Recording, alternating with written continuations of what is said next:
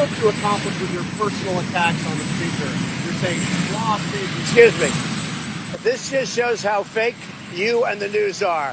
When you say a personal attack, did you hear what she said about me long before I went after her? Did you hear? She made horrible statements. She knows they're not true. She said terrible things. So I just responded in kind. Look, you think Nancy's the same as she was? She's not. Maybe we could all say that. But I think, frankly, right now I'm only speaking for myself. I want to do what's good for the country. I think Nancy Pelosi is not helping this country. I think the Democrats are obstructionists. They're hurting our country very, very badly. We can pass so many different bills right now, but all they want to do is investigate because they failed with Robert Mueller and the Mueller report. They want to try and get a do-over of the Mueller report. It doesn't work that way. Is your relationship with Nancy Pelosi sour to a point of being too personal, and some of the altered videos that are being disseminated, is that going too far?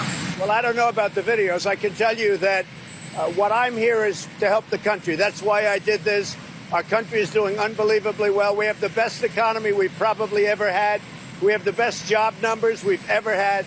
We have the best unemployment numbers we've ever had. With all of the things happening, that's what I'm all about. I don't think they can go down two tracks. I want to get drug prices down. I want to get things like, if you look at infrastructure and others, I want to get a lot of things done. I don't think they're capable of going down two tracks. I think they can only do one thing or the other. Well, if you've been waiting for the day that Trump would finally take responsibility for doing something awful, yeah, it's not today. This is Trump skirting responsibility and playing dumb after sharing a doctored video of Nancy Pelosi that made her seem as if she was drunk. According to an expert in digital forensics and image analysis, the video has been slowed as much as 75%, making her speech sound distorted. In fact, the editing was so egregious that YouTube removed it from their platform and Facebook downgraded all links to the video. That's the kind of content that Trump, the same guy whose entire presidency is predicated on fighting the so-called fake news, is sharing. The worst part is that this is all about revenge. Trump had apparently stormed out of a planned meeting on infrastructure after top Democrats, including Pelosi, held a press conference accusing Trump of orchestrating a cover-up of the results of the Mueller probe. They claimed that Trump threw a temper tantrum, and he was so adamant that he didn't throw a fit that he held a press conference where all of his staff heaped praise onto him and then started sharing fake videos of the Speaker of the House drunk. Way to drive the point home. Nothing says cool, calm, and collected like posting a doctored video of a political opponent online for retribution. Trump claimed that Democrats aren't capable of doing oversight and legislating, which is ironic because the press conference that Nancy Pelosi held in which she accused Trump of orchestrating a cover-up was directly followed by a meeting on infrastructure. So they are capable of doing both. It's Trump who's holding infrastructure hostage to try and force Democrats' hands into not doing oversight. In other words, Trump is punishing Americans who rely on the government to allocate our tax dollars to save himself. And he's done it before, using real Americans as bargaining chips, most recently shutting down government for a third time and putting 800,000 federal employees out of work. His latest talking point is that Democrats want a redo of the Mueller investigation. They don't, and the primary reason is that they don't need one. Despite what Trump and his spin machine might have you think, the investigation was a disaster for Trump. There was clear-cut evidence of cooperation between Trump's campaign and people with links to the Kremlin. But worse than that,